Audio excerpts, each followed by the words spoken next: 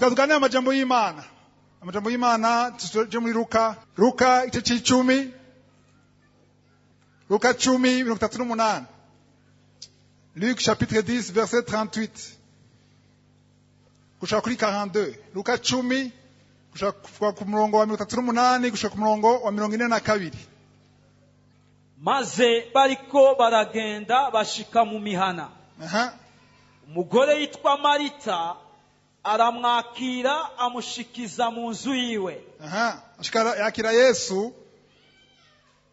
Bandanya. Uwo mugore yari afise mwene nyina yitwa Mariya. Yicara imbere y'ibirenge vy'umwami Yesu yumva ijambo ryiwe. Yicaye he? Imbere y'ibirenge vya Yesu. Yesu aricaye, hanyuma Marita yicara hasi imbere y'ibirenge vyiwe.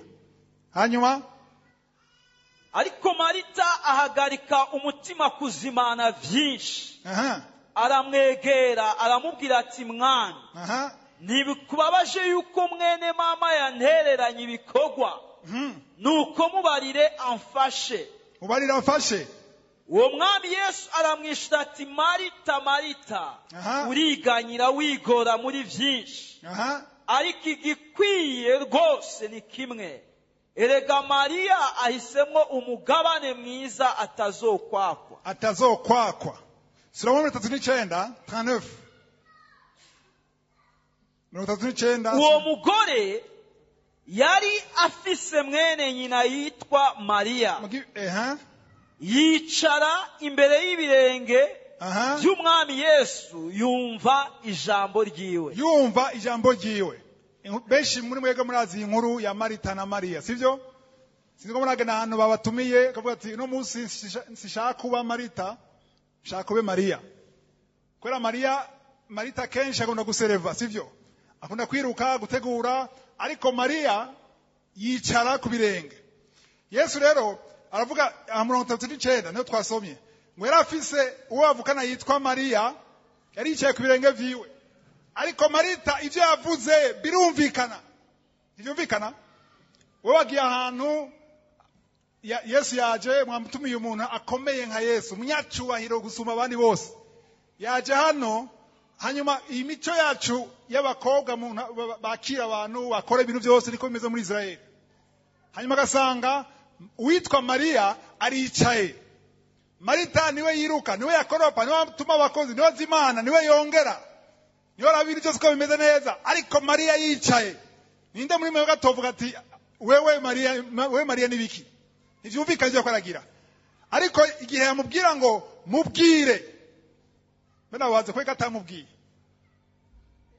Kweka abwira Yesu umushitsi, ubura kubwira aho muvukana. Cyane yaza ko ari yamushavuriye ku buryo atashaka no kumuvugisha. Avuga ati sinene kuvugisha wewe. Kambwire uwo muntu wemera, mubwire aze kumfasha. Ariko Yesu amushiye gute? 42 soma 32.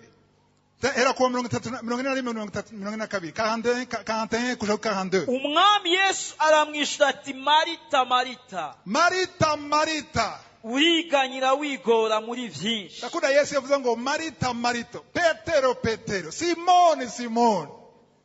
Yasubiyemo agomba kwensista. Agomba kuvuga ikintu gikomeye. Marita, Marita. Mana majambo yambwiye ati ego ndashaka kubikora ariko uriko witaho cyane ibintu byinshi ngo witwara ibintu byinshi ariko igikwiye bose ni kimwe. Kimwe vuguti kimwe. Igikwiye ni kimwe. Ikiruta byose, une seule chose est nécessaire. Hari ikintu kimwe twese ngaha dukeneye. Nicyo shaka gutahura uno munsi. Ico kintu kironse iyo byose wirukira bizokurikira ico kintu.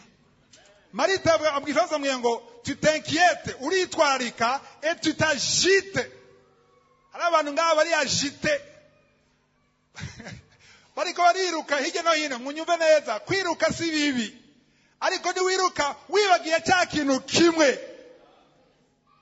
Uzokwirukira ubusa, uzoruhira ubusa. Imbere kwiruka banza witeho cya kintu kimwe. Kiruta ibindi byose.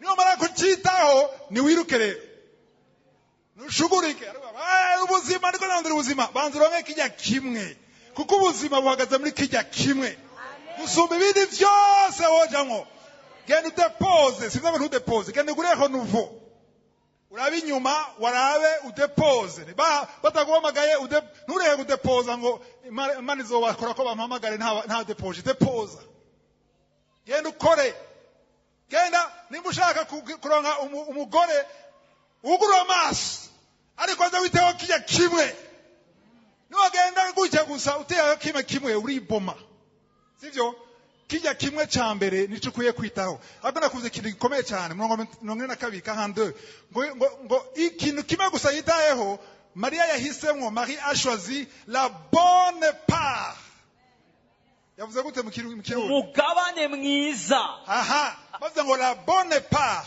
nuvuga yuko hari imigabane myinshi ariko ari umugabane uruta iyindi migabane nta numwe yakubwiye ngo iyindi migabane yireke ariko witaho cyane umugabane usumba iyindi migabane haleluya umugabane yahisemo Maria ni uyuhe kwicara ku birenge cya Yesu nanyigisho yema ino munsi marashaka twumve cyo akamaro ko kwicara ku birenge by'intebe yandiho kwereka kwicaraho harabahaza visiteur imbere y'intebe kugira commande uje kuraba ko uronke ikisubizo cy'ibibazo byawe ugaca ugenda ariko no munsi yaka twumve ko akamaro ko kwicara iyo wicaye ntuba agite iyo wicaye ntushuha ntutumutwe iyo wicaye ntiwidodomba ntuba impatient ngo byanze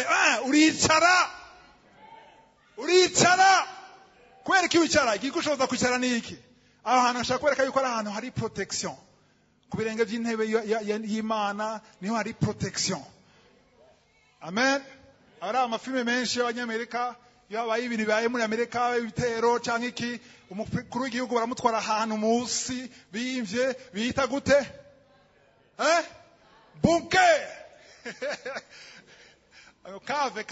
kave aro bombe imena aro bunker naho hoza bombe imeze gute bavuga ngo president ari sécurisé nabwira ko ahantu haruta bunker ni ku birenge by'intebe y'Uhoraho ibirenge byiwe haruta bunker haleluya kuko uriya muntu agiye muri bunker ashaka kuba protege na bombe ariko na protege amadayimoni ashika muri bunker mwamubizi ararenga agashika muri bunker hose nana mushobora kuzira amadayimoni atari ku birenge bya Yesu honyene haleluya ubwoba gupanika kwidodomba iyo utangiye kwidodomba wanze gukekeranya iyo ugize ubwoba nuko uzi ko bishobora kumera nabi ariko iyo wamaze kuramvya ukicara ari gushika kujya icara muri twebwe hari abicaye n'abaticaye hari n'abataregera bari kure jambo ry'Imana bavuga ngo barampimbaza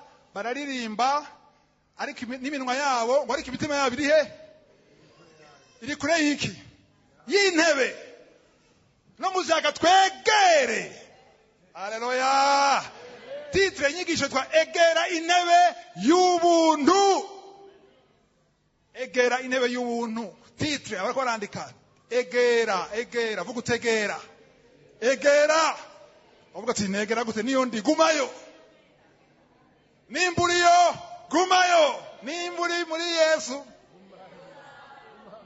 gumamo guma embriza iyo ndiri muntu yiririmba utariyo nimba utariyo imbere yuko ikikarone gihera uyu piyo haguruka kidagira gutya uyu piyo ntugende mutavuganye kugira ujeyo nomana kujeyo ugumeyo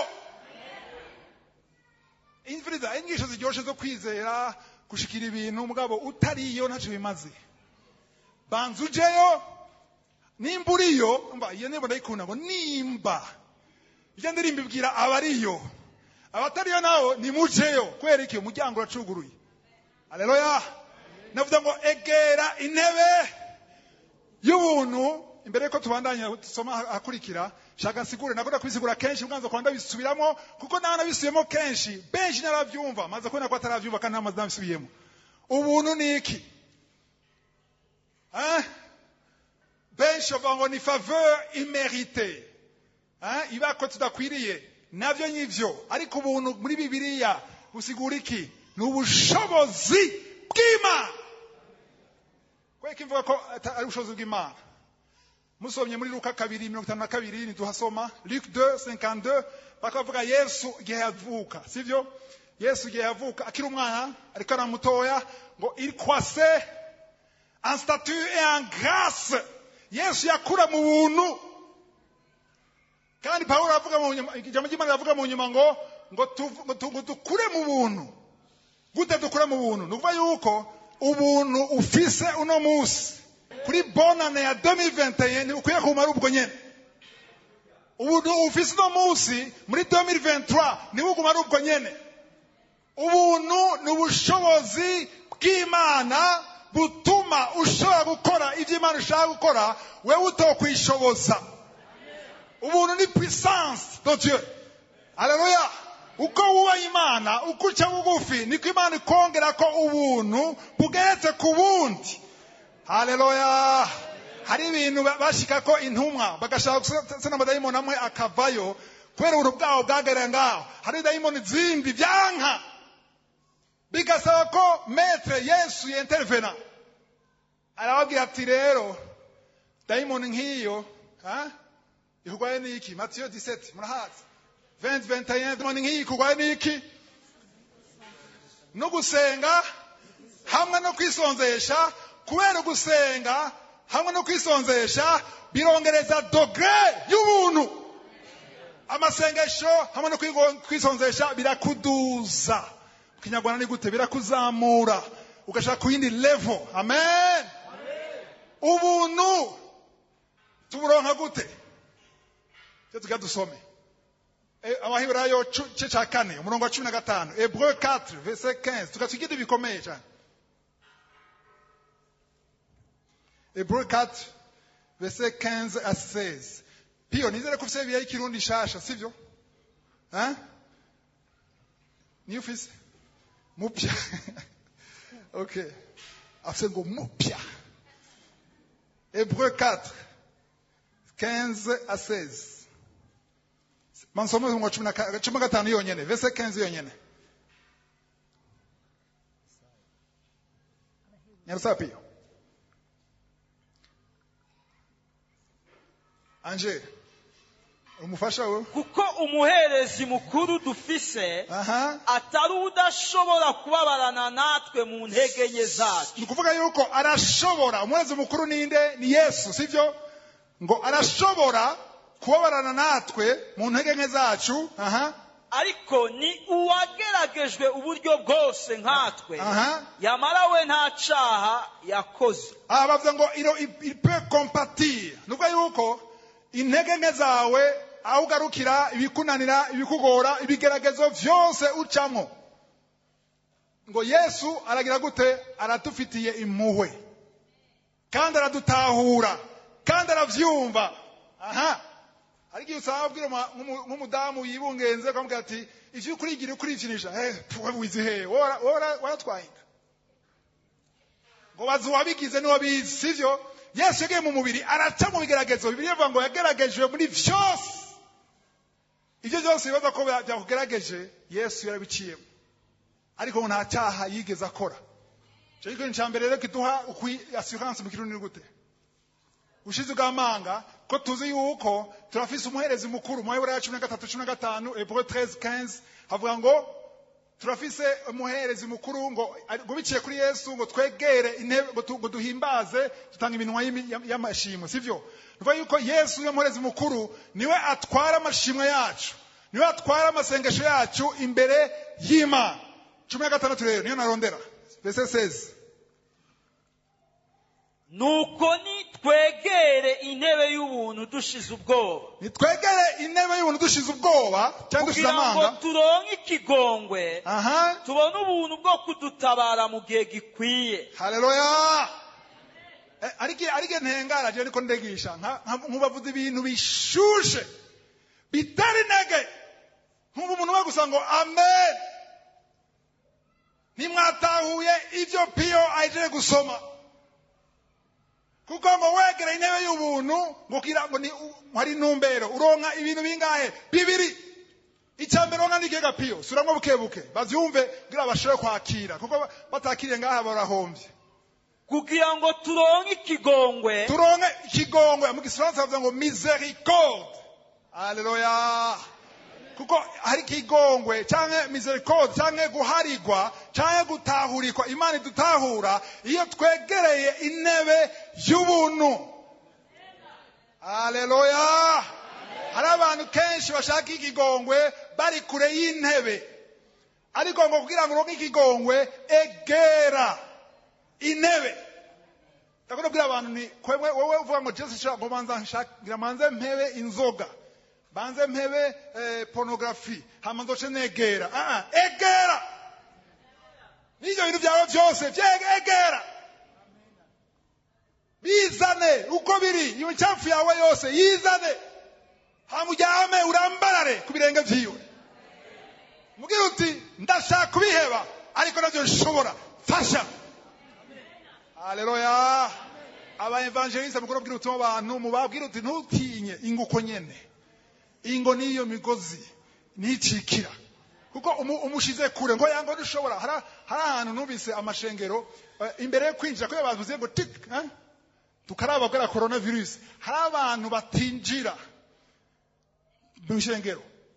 Bakavuga ati wowe banza tubwire neza dushinga inaya yawe tuve ko ukwinjira. Avuga kwanuza abandi. Bufise tomoye uzogaruka undi munsi. Kubera ikindi batahura yuko hariya ni muri salle d'opération. Kubirenge vya Yesu ni salle d'opération. Niho dukirira, niho tubohokera, niho hari kigongwe, niho hari gutahurika. Imana idutahura kubera twegereye. Tuzo kurangire dukwiye kwegera. Hari cyambere ikigongwe cyangwa imbabazi cyo gikomeye gose. Kana handi kiri atari kwegera. Kujya kwa Maria igikuru su kwegera. Navuga ati no munsi ndagenda kwegera. Kwegera bisigura iki? Kwegera no kugushikaho ukagumaho. Vuga yuko imisi yose utegeza kwama uri kubirenge. Imbicambere imbere mu gitondo ubanza kwitaho cya kindi kimwe gisumba ibindi, hanyuma ugakora ibindi byose. Nuvuga yuko wegereye. Aha novuga ngo abategereye ni bangahe? Barahari. Hari abategereye, hari abatasenze mu gitondo, hari abavyutse baza kugenera tugiye gusenga mugahe wasenze. Nuvuga yuko nuratahura inkomezi ziva. Cyo cyambere uronka wegera kugira uronke ikigongo. Cyaka bigapiro nka niki? Tubone ubuntu bwo kudutabara mu gihe gikwiye. Abo turi kumwe mugire gutya. Biyo gasubiremo aka. Turi kumwe murasinziriye? Tubone turonke obtenir obtenir. Tubone cyangwa turonke iki? Ubuntu. Aga ubuntu ni iki? Ubushobozi bw'Imana budufasha ikiga piyo. Bwo kudutabara. Ndashaka gutabarwa ngaha. Ninda ndashaka gutabarwa manura. Ninda ndashaka gutabarwa. Ninda ndashaka gutabarwa.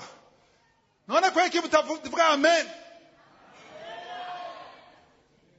Pastor, uko tubigisha abantu kwakira ijambo. Piyo subiramwo ngira bavyubise ubusubiramo.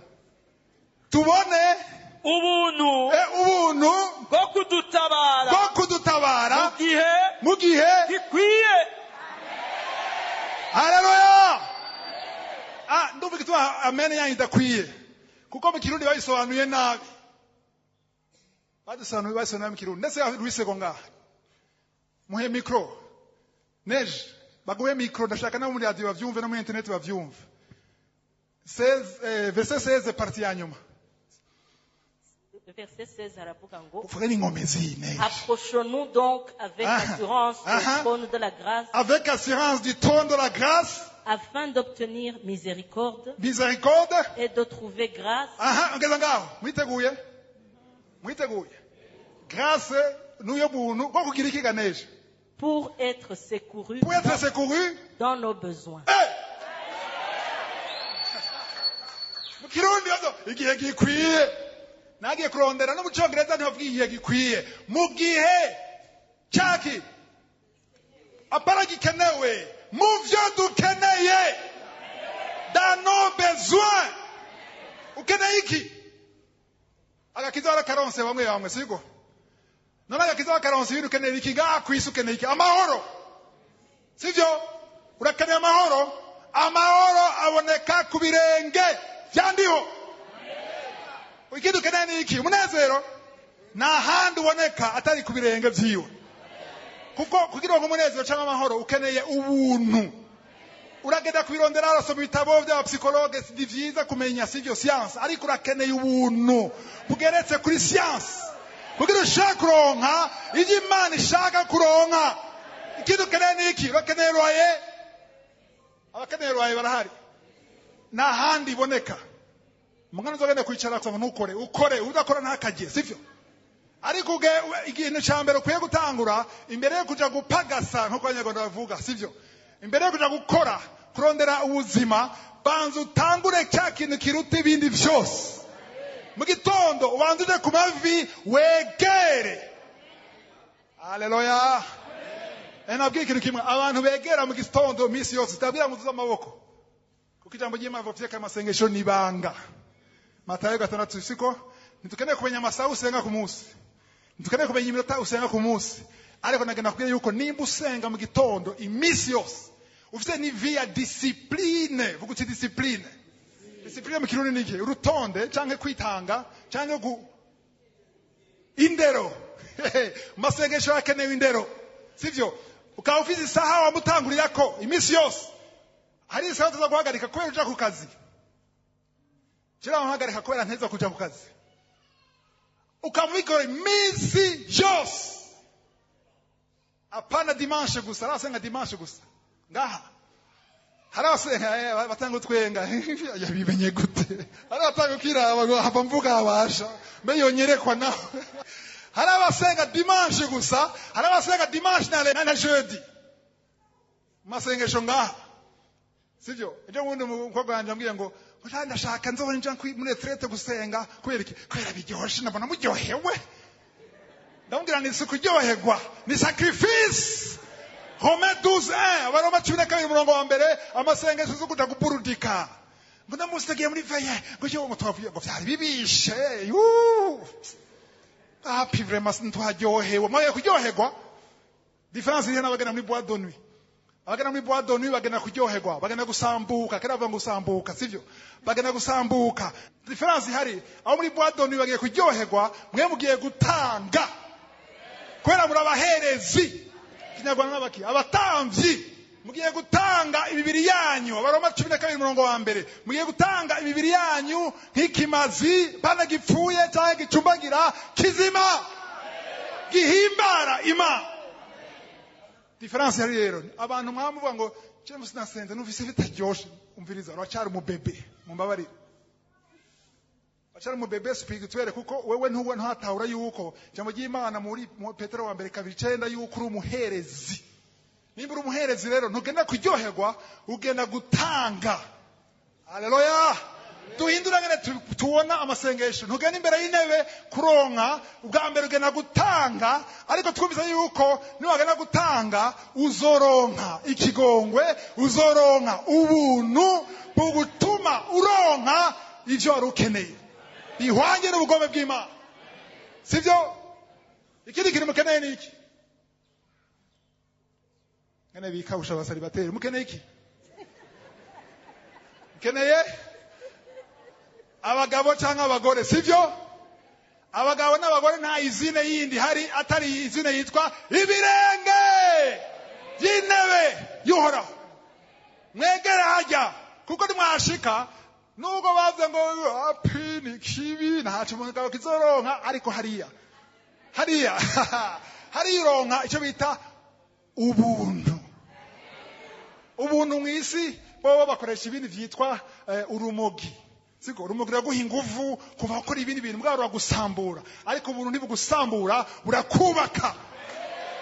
Ubuntu bw'Imana butuma haza abamarayika. Haleluya. Haraza abamarayika bagagushoboza ivyo wowe utokwishoboza. Ntimuzosubire kwizingira ku bantu. Cyane abakobwa ntimuzosubire kwizingira ko yogenda kaba kabaye oya. izingire ku ntebe. Ibirenge. Genda ugume ku birenge. Guma ku birenge. Haleluya. Iminsi yose ugume ku birenge. Hari igihe ushobora kubona ko bitaragihinduka ariko niwagumaho. Haleluya. N'abashaka abana byanse ko mubaronka n'ivyo se umugabo byaranse. Sivyo byaranse. Gituma byanse nuko ariho blockage. Hari ikintu cyazibiye. Hari igihe n'abaganga bakubwira ati nta kibazo tubuna twebwe. Twaraje n'ibyuma byacu ntitwumva igituma bidakunda. Ukeneye ubuntu butuma ibyananiye science, ibyananiye ubwenge bw'abana b'abantu, ibyananiye amafaranga birashoboka kubera ubuntu. Cyo gituma Yesu yakoze mu buntu. Biya bintu byose Yesu yakoze bikoresheje ubuntu. La grâce ni ikintu gikomeye cyane. Amen. Nta handi iboneka atari hehe ku birenge. Mwegere intebe kugira muronke ubuntu bubashoboza kuronka ivyo mukeneye. Nakoze mu Fransa ngene bavuze. Mu Fransa bavuze ngo pour être secouru. Kugira mushobore gutabagwa. Gutabagwa, hari abantu bakana gutabagwa. Bakiruka inyuma y'abantu y'abavugishwa. Umuvugishwa gutabara. Cyo cyambere. Nubwo yobona vyo arakwenforma muga ntagukiza. Sivyo? Njanye n'abavuga ati n'abarondera abasenze ati mfasha dufatanye dusenge. Kuko ijambo ry'Imana rivuga ngo musengeranire mwikoranire imitwaro. Sivyo? Umuradorondera umuntu ati ndiko nasenga nane ashaka umfashe dusenge nane ndagusengere. Sivyo? Musengeranire nivyo ni vyiza. Ariko nurondera abantu bavugishwa kugira bagutabare nguronke ivyo ukeneye.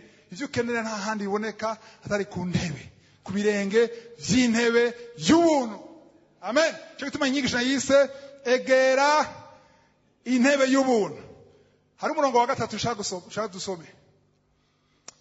Petero wa mbere 5 umurongo wa 6. Imbere kwa yasoma mu Gifaransa bavuze ngo afin d'obtenir miséricorde. Kugira mushobora kuronka ikigongwe. Mugabo bwa mbere bavuze ngo mwegere avec assurance.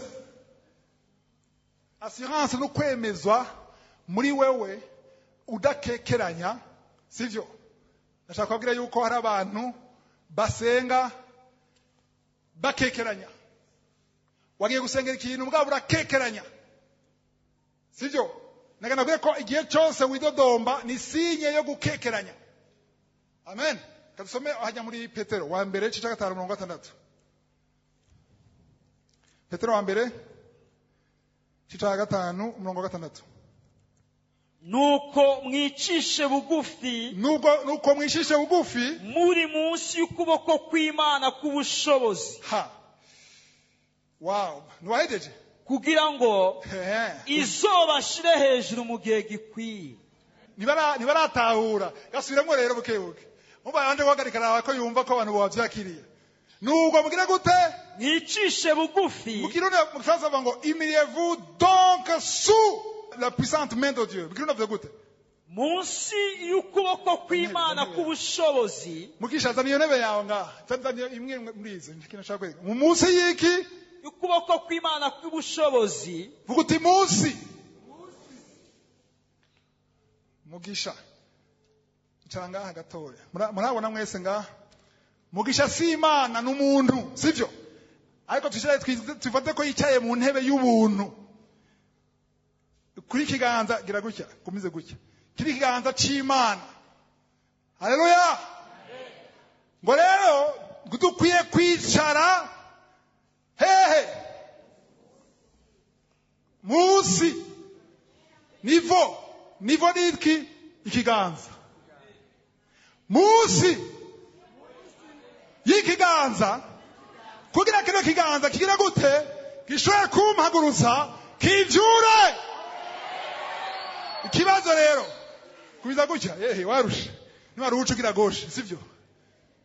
Nabwire kiganza c'Imana kirafise nivo kiriko. Abija mu gima tugiye ngo mwicishe bugufi. Kwera iki? Utishije bugufi usanga wakiruse.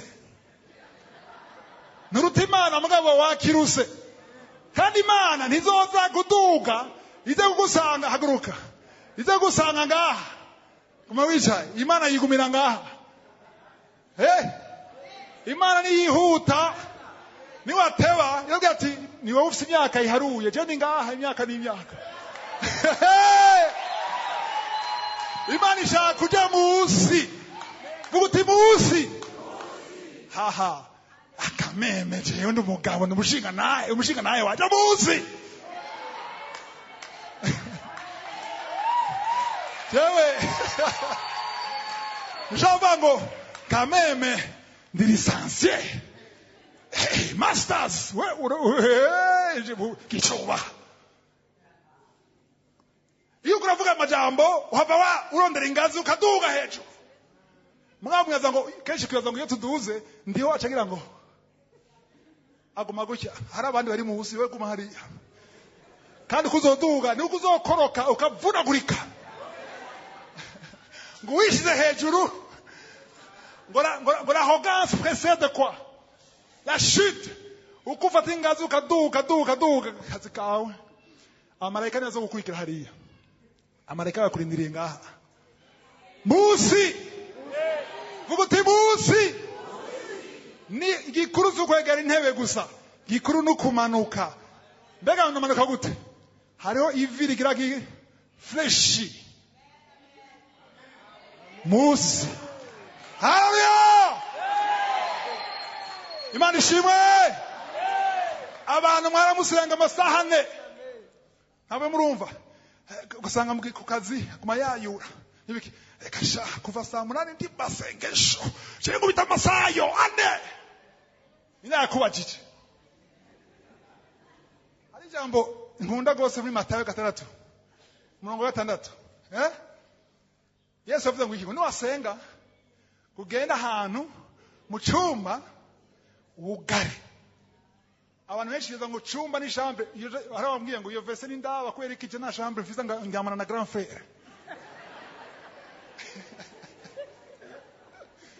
ariko icyumba Yesu karavuga ni icyumba cyo mu mutima nubwo yuko urugara rufunguruzo ukugarana ikintu cyitwa WhatsApp urugarana YouTube nimbi gusamaza urugarana Facebook urugarana no grand frère mujyamana uramwugarana mu mutima urugarana ibintu byose ikindi gigoye cyane kugarana ivyiyumviro cyo gusamara cyane kurangara ukagena amasengesho ukikonsantra kubwiti ndaje munsi ndi kubirenge byawe nta kindi shaka kuraba inyuma Matayo 6 mu kirundi bihera bivuga kuruntu ngo ni wayigenda ngo uzohamagara ngo tompe isome twumve Matthew 6:6 mu kirundi bavuga ndayikuna mu Congereza birasigurika neza cyane mu kirundi vuga twumve Matthew 6:6 Matthew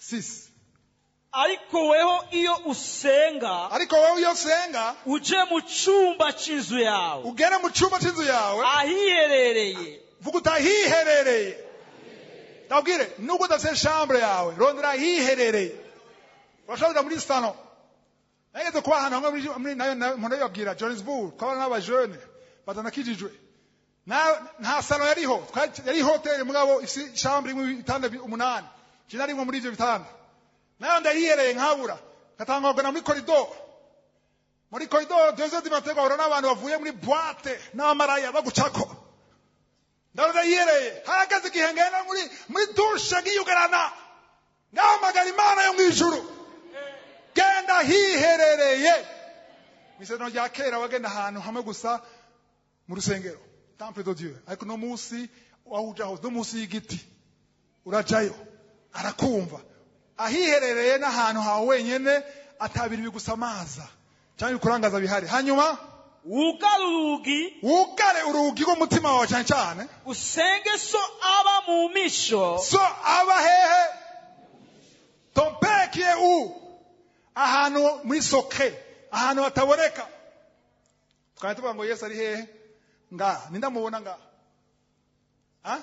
ariko ari ngaha Yesu ari he ari hano ariko nubwo atari ahantu mubona ngo hamagare data Imana yawe data ari mu ijuru ahiherereye ahataboneka mu misho kandi so akuboneye mu misho akuboneye uvise akeneye kubonera he mu misho nimukeneye ko abantu bakwemera kuri umusenzi kera tugikizwa twagira competition urasenze rutinga hano musa nureke isaha come on nta sawa wagize nibangikizwa kera hari imyaka myinshi 20 ningahe pastor 26 27 nabwira gusenga nahise isaha ayo kazi nayifise ifise chrono cyo gihe namba telefone yariho ndimo mu Burundi 93 ara ama telefone yariho mobile telefone zaje rya sinzi munyu nagira alarme nagira chrono nkagira na alarme gasenga ntavuga ibyo shoboye kuvuga nkagerageza kuririmba ibyo shoboye kuririmba nkagera kuri 40 nkagera nizirengo nabyigisha ngasanga nshaka 41 minutes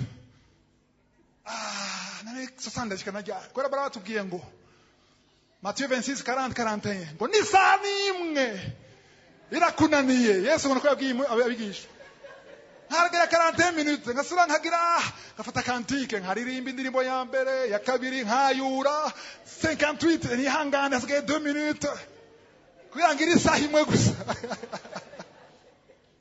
rumba kwari gutahura kwanje ico gihe ariko nagiye gutahura mu nyuma yuko ari relation. Haleluya. Niba shaka discipline ukiha umwanya wo gusenga ni vyiza navyo nyene mugasi yo bituma wumvigwa. Amen. Kandi bisugura yuko nimba warasenga isaha umunsi wageze 59 minutes Imana ikumva cyangwa kudelibera ngo wagerageje gikuru no kuvuga wagira discipline yatuyeho n'indero jiya tuyeho n'indero hakene mu masengesho hakenewe indero.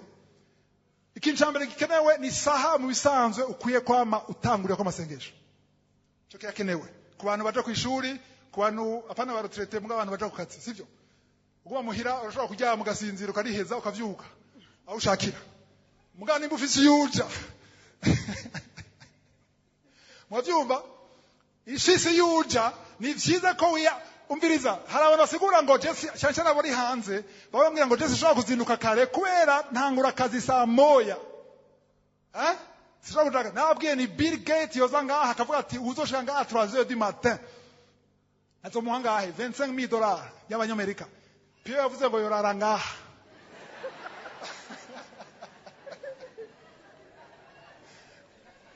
nta muntu yavuga ngo nacerewe gucererwa bisigura yuko akazi kawe gafite agaciro gusumba hahandi cya kintu Yesu avuga ngo iki ngo umugabane ruta ibindi yavuze ngo kiririve gute la bonne part utazo kwa la bonne part yavuze gute umugabane mwiza umugabane mwiza ni ikintu kiruta na 100 milliards de dollars biruta ibintu byose nta kintu na kimwe ushobora kuguza n'umwanya wawe wo guhimbaza wo kwegera intebe y'ubuntu. Haleluya. Rero umwanya urawukeya keya mu kirundi urawurema urawurondera ntushaka kuvukura umwanya kujya kuntu abantu arambwiye ngo navuze ngo abafite abana batoya yavuze ati ndamuterejura ndamuheka ndaenda genda saa 9 mbe ngaha donke $25,000 kuvuga ati ntacyo ryagwara ndumuvuza muri aya mafaranga wahaye agaciro ivyo winje kuronka ngaha sivyo ariko ndagira ni kubirenge byandiho imbere y'intebe y'ubuntu hari vyose navuze ni hari vyose ibifatika n'ibidafatika iboneka n'ibitaboneka ibyo munashobora ibirengeye ibyo ushobora kwibaza cyangwa gusaba biri imbere y'intebe y'ubuntu. Kuri Mariya batubwiye ngo imbere y'ibirenge ana batubwiye ngo imbere y'intebe y'ubuntu ariko Imana data ngo irafise ibirenge muri Efeso cyo cyambere urangiza ngo la terre et son marche pied. Haleluya. Kirundi ni gute indava yiki y'ibirenge byiwe nawe bavuga atabirenge agira ariko ukuye kuba imbere y'ivyo birenge vyiwe kuko niho hari gutabagwa mu vyo dukenye mu byo dukenye byose, byaba iby'impwemu, byaba iby'umubiri, byaba byose by'umubiri. Sasa kuvuga ibyaha by'umubiri, shavuga materiel. Ukeneye kubaho, urakeneye kuronka aho uba, urakeneye akazi, urakeneye kuriha abana minerva, sivyo? Ibyo byose biri imbere y'intebe. Aho vyuga rero naho shaka munyumvirize neza. Ibyo ngira mvuge ibyo bikomeye gusumba. Kuko abantu bavyuse bumvise ino nyigisho, ejo avyuka saa 8 saa 9. Tagiye imbere y'intebe ubuntu. Haha, urakoze chance nabwo abimenye. Uri Imana. Dosmen none cya bintu birakora ntibikora. Cyo tumangira wa traduce Kirundi cyava ngo mu gihe gikwiye. Yashaze gukosora abantu bagenda n'ibishobisho. Naga ndabwira ikintu kimwe soke imyaka maze nkijijwe nabonye. Iyo uri imbere y'intebe y'ubuntu ntiwamuronka ivyo usaba. Bimwe mu byo usaba urabironka. Ariko nasanze n'ivyo ntasaba ndabironka. Ijambo ry'Imana rivuga ngo ntukuronka gusa ivyo usaba cyangwa wiyumvira cyangwa ushira mu butwe, ariko nibirengeye kuko iyo ugiye imbere y'intebe y'ubuntu ukaba muri munsi ya kwa kuboko twabona. Apana ugende hejuru, oya umanuke munsi ya kujya kuboko. Niba manuka munsi ya kujya kuboko, yuko ikintu cya mbere ndiho ntaraba ivyo kuravuga gusa. Menye nande bazi yuko amasengesho yacu atari perfect amasengesho yacu, sivyo? Abaroma 8:26 havuga ngo ntituzi gusenga. Nindayivuze Paulo shavuga ngo ntituzi gusenga, ntituzi ibyo dusaba. Bariko mpemu yera, mpemu w'Imana ari umwuka wera ngo aradusengera n'iminiho myinshi. Nabwo navyumva ko mpemu w'Imana adusengera. Kandi ngo Yesu ikituma umuntu agira assurance, atabwo agira gushira amanga, igituma igihe cyose ngiye kubirenge imbere y'intebe y'ubuntu mvayo mfise assurance nemezwa. Haleluya. Demezwa kuko nzi yuko hariho umuherezi mukuru yitwa Yesu Kristo. Ari nawe nyene ariko aravugira tewe. Cyane se wahurayo cyo 7:25 Hébreux 7:25 ngo il intercède pour les saints. Nagabwe yuko amasengesho yose uvuga, ibintu byose uvuga wacuritse, bimwe bigoranye, ibiri bitafashe mu beze kiri mutwe n'amaguru, imitwe Imana nigira ngo mbega arasara mu mutwe birako aravuga, mbe aranzo ndi mbega asenga he kuremka. Amasengesho yose ashitse imbere y'intebe aba ari perfect. Kubera iki? Hari akayungiro, hari umuntu yayunguruye. Umwami wacu Yesu Kristo aradusengera, bimwe bishira ku ruhande, ibindi akabihinyanyura neza bigashika bigororotse. Ntuzogira ubwoba. None uzi gusenga ntaco, wewe guma hajya gusa kubirenge gumeho. Musi ndabitahura ibino ano majambo. Nje gituma jewe nagize stabilité masengesho umaze gutahura ino bintu. Kuko ico gihe narya sinabwo menye discipline yuko ugira ushobora gusenga neza ufite inkomezi bisaba kuryama kare. Nashaka kuryamira saa 5 saa 6 y'ijoro, hama nkavyuka saa 10 naryame saa 7. Amugataha kwisinzirako daimoni yitiro katika jina Yesu. Kuma ni jewe. Byafashe imyaka kubitahura, nguma mvuga ngo satanisha ahengera ngiye gusenga cyazuri tiro. Byamakare. Byamakare urabe. Nagiye kubitahura maze imyaka nama nkemeye amadaimoni yitiro, kuma ni jewe naryama ntevye. Mugana nawe ikintu kimwe niyo urushe. Jewe nivugira sinza babwiye mugire. Niyo nabandushe nkumva sishaka guse nibande bishika bakavyuka kumva nashaka gusenga. Imigira bimwe gose sivyo? Mu mubiri ukumva nushaka gusenga, mu mutima urabishaka muga mu mubiri nushaka gusenga. Impwemu irashaka gusenga muga mu mubiri wumva wapi akagatanda bagashizemwo urushiye gusinzira kace gasosa. Iyo wumva udashaka gusenga ndakwega ikizo cukora vyuka, ubishaka utabishaka vyuka, ugende nimba udashaka gutambuka avura. kamba ugende ushike hariya nyene kuko niho vyose bironkekera ku musozi w'Imana niho vyose bironkekera ushike hajya nkagenda je aho twaba muri Rohero nkagenda gwari urugendo kuva muri chambre gushika muri gikoni cyari kure nkagenda wataza guca hanze ahantu hakanye nkagenda nkashika mu gikoni hasitara hari akagoma kari ku mwana wacu umuherezi yari yakuze kana akabitse niko namasengerako petit frère yanyibukije ngo akagoma ngikanguka yavuye muri akagoma canagenda nshaka ngaho nkumva biranse nuko nugura kanwa mw'izina rya Yesu ndaririmba ngasenga ngati ngahe ndumva itiro mana wabonye ko nje ku birenge byawe ndasinzira hano nyene kandi sinziriye nararonka inzozi Imana ikamvugisha nubwo ngo wagiye mu mubiri no ntagiye mu mubiri umubiri wakuremereye ariko gumaho Imana ishaka umutima wawe gumaho ntiyagira ahandi haleluya ya sinzi ko numa nukugura tirete nkabibashiramo gaca nugara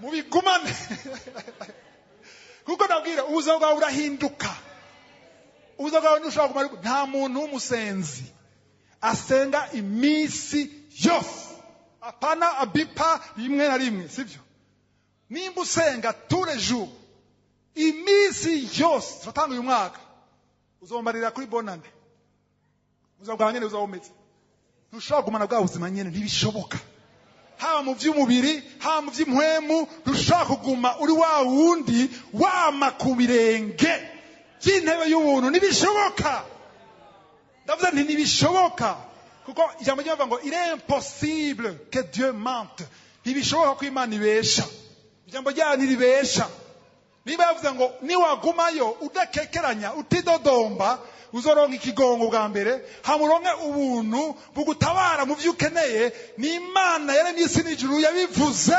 bitegereza kuba nashaka nababwire ko ikibazo rero nako navuga nako nacivuga bindi abantu rero barashuha bakaja ku ntebe imbere y'intebe y'ubuntu anteza nuko mugisha amaze kugenda nagenda kwereke yameze gutya hari abantu babwira Imana ngo ikigwaye gatoya nitwicarane igwayo nishare nanje iyo ushaka yuko abantu bakwemera uko babwira Imana ngo igwayo gatoya iyo ushaka abantu bakuvuga uko babwira Imana ngo igwayo gatoya iyo ushaka abantu babona ingabire zawe aho uciye hose bakuri inkofero uko babwira Imana ngo nsigira gatoya bazi wo twara 80% ndonke 20% haro tweze guharira kera ngo Imana yagira duhaye 20% ariko yavuze ngo nta muntu numwe nzosangira icubahiro cyane nta numwe tuzosangira icubahiro ahubwo Imana irashaka kwihesha icubahiro biciye muri wewe uko guma hasi niko isuka cyane kugira abantu baguma bayibona yo nyene sivyo rero abantu baragenda ku musozi n'amasengesho nyene ku mirenge imbere y'intebe y'ubuntu hanyuma bagasenga indwi imwe zibiri zitatu twasemene abayikajanyije gose ukarindira ko wogira n'agacu kakabura hari igihe rero ugenda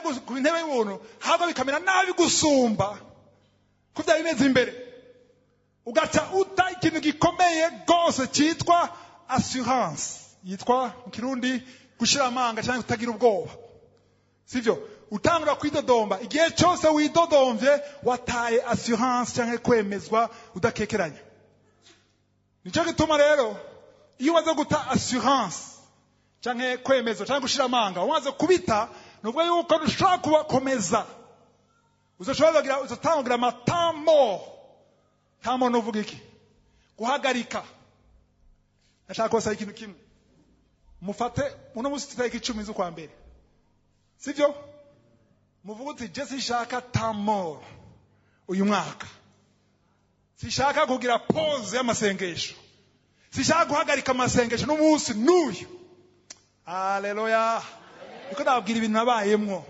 je nabigize nabibambo ku buryo niyo naba ndahantu ntashobora gusenga kubera makondisiyo narimwo ugasanga bariko n'abantu mu gitondo nararondera nari yaranja muri 24 heures masaha 28 n'iminota ingahe 1440 sivyo nahwe nawe 60 fois 24 ni gombe igihumbi n'amajana 440 muri ya minota Imana yaremye kuri uwo munsi nari yaranja nkafise umwanya wiwe.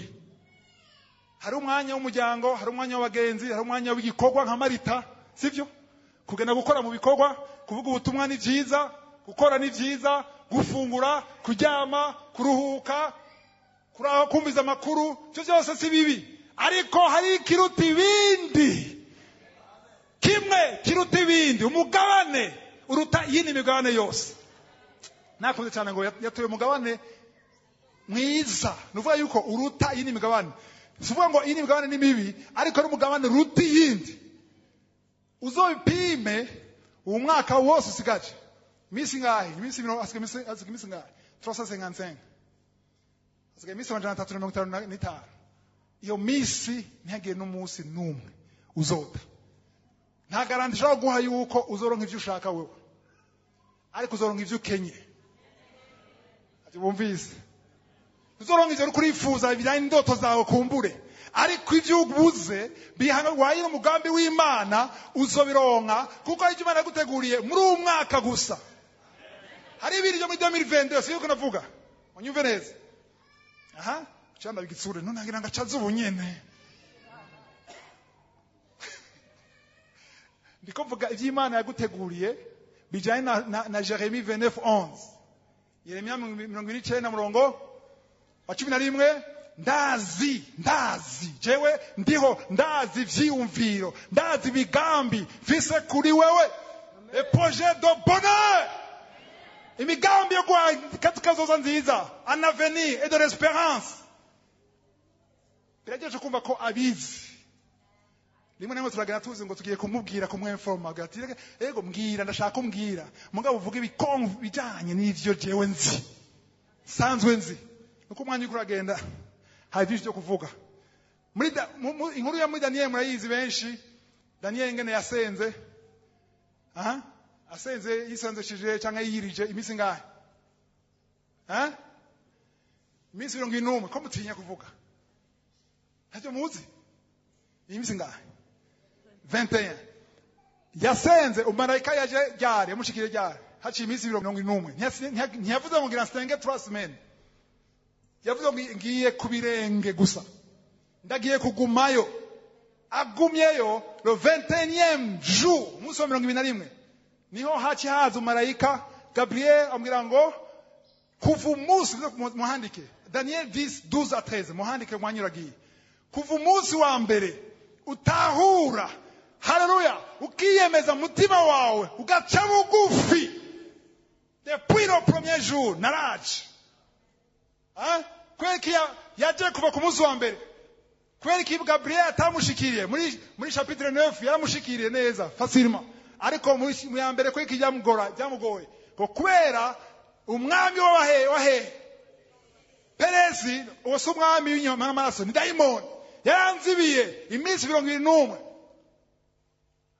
umunsi wa mbere kubera umuntu yatumye nshobora gushika ninde umareka yitwa nde Mikayeli amurusha inkomezi. Ariko nashaka kubwira yuko Mikayeli yaje kubera yanse kuva ku birenge. Niyo marakaranjuru yagumaho. Yavuga ati simbaho. Ukugumaho niko abamarayika barutana amagrade baza bijanye n'ikibazo ufise. Kuko twasomye yuko abamarayika ngo ubuntu buza gutabara mu vyubuze. Nimba vyubuze bikomeye cyane. Ukugumaho niko haza abamarayika bakomeye cyane. Hari abamarayika bataza kuba bipere. Bipere muvega mwahinduye ingendo kubipa. Nashize ningaha. Ejo ndabivuyemo ibintu nibikora njanye n'abapagani basi. Yumvire kwambye abapagani. Njanye nabo basi bari libre barikora ibyo bashaka. Ariko nibashobora kwegera intebe y'ubuntu bagapfira mu byaha bazaja mu muriro udashira. Sibiri bamviye turaberera. Haleluya. Umurongo wanyuma ashaka dusoma nuko hageze. Matiyo hanye uracari mu Matayo 6 sivyo? Matayo 6 turacahari. Aja ku murongo wa nyuma w'ico gice. Namaze imyaka myinshi nta utahura. Matiyo 6:34. ntimukiganyire ivyejo Ivyejo nimukiganyire kuko umunsi w'ejo uzoba wiganyira ku vyawo bandanya. umunsi ukwiranye n'amagorwa yawo. Umunsi chaque jour suffit sa peine. Umurongo ushobora kusigura mu bintu byinshi, ushobora kusigura mu byerekeye ingorane uri muno munsi, kuvuga ngo ivyejo bireke Imana yabibona, ariko umurongo ushaka kuvuga mu byerekeye sacrifice cyangwa ikimazi cyangwa igitambo utawa amasengesho. Haleluya. Ivyo nahishuriwe muri umurongo nuko yuri imbere y'Imana uyu munsi nuvuga ngo nzobikora umwaka, nabwiye mu mwaka wose nuvuga ngo umwaka nzogira ibi n'ibi sivyo. Mwanziko nagiko muri janvier hari imigambi myinshi umwaka wa mbere ukwezi kwa mbere nzogira gymnase nzogira nzotibiro regime. Abashakashatsi bavuze ngo abantu benshi ni barenza 22 23 mu kwa mbere biba byahetse. Iburaya ahantu bagira gymnase basanga abantu baruzura huzuye, bashaka gutibiro, bashaka gira ibiki, bashaka kubaha, bashaka gira iki, ariko ukwezi guhera byavuyemo. Ariko nashaka kugira strategy, nginabwiye strategy wanje. Strategy yanje je nafashe ni concentra pana ku mwaka, apana ku myaka 10. Ni concentra ku munsi umwe. Aje mumvise? Je byarakoze wanje nawe birashobora gukora iwawe.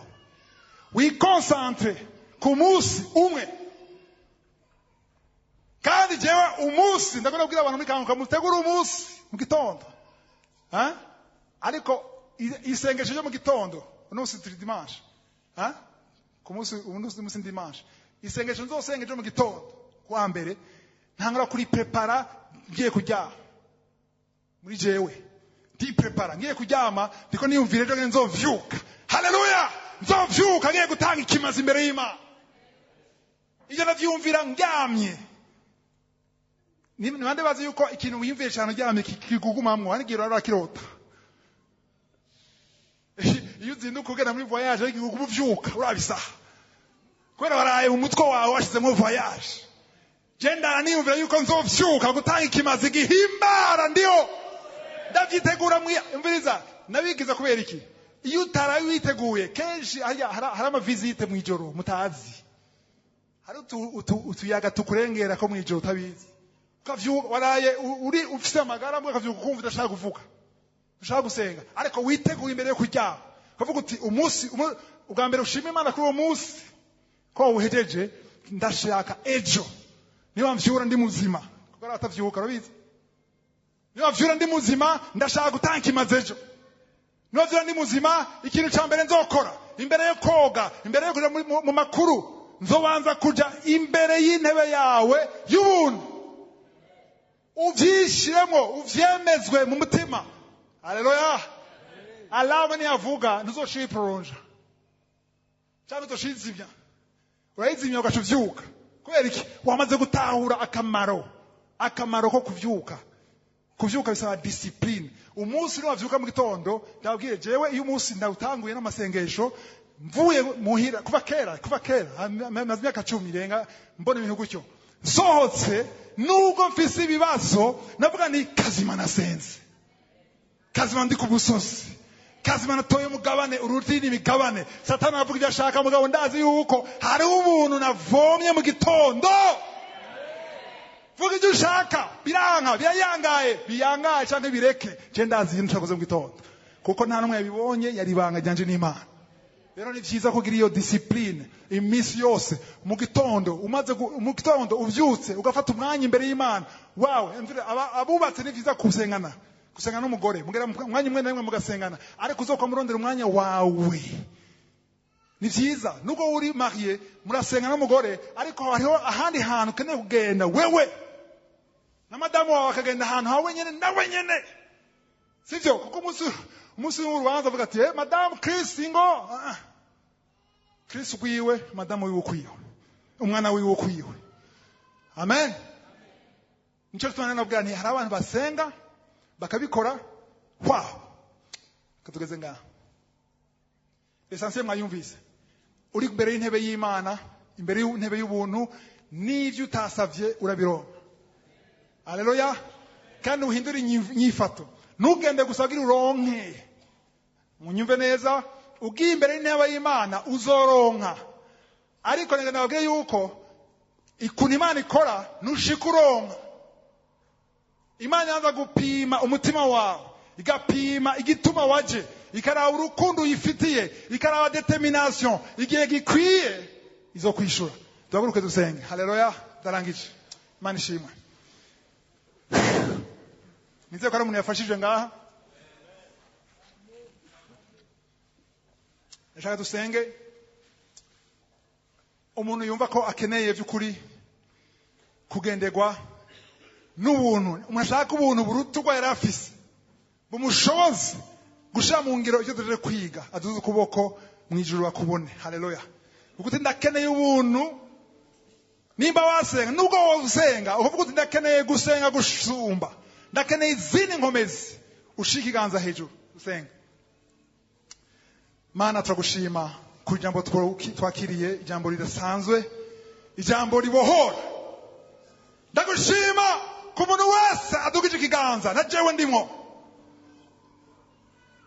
turaje imbere yawe duciye bugufi dusaba tuti turashaka dushoboze kuba munsi y'ikiganza cyawe turashaka kuba munsi y'ikiganza cyawe turashaka gushobozwa nawe turashaka inkomezi za mpwemu yera turagushima ko tubwiye yuko Yesu udusengera umwanya wose na mpwemu yera udusengera utugendere mu kano kanya ndagushima Mana gihe imbere yuko bampamagara ndagushima werekanye abantu batatu umwe agwaye ifyigo uwundi agwaye ugutwi n'uwundi agwaye munda afite amadule menshi n'uwundi agwaye mugongo ko bavanga abakize urakoze Mana ko ari ubohora impwemu ziri ngaha zose zihunge ta presence impwemu z'ubusambanyi zihunge impwemu z'amacakubiri zihunge impwemu z'ishari zihunge au nom de Jésus au nom de Jésus turashaka ubuntu bwawe ubuntu usuke ubuntu ku bantu bawe urakoze Mana urakoze turagushimiye turakomeye amashi menshi haleluya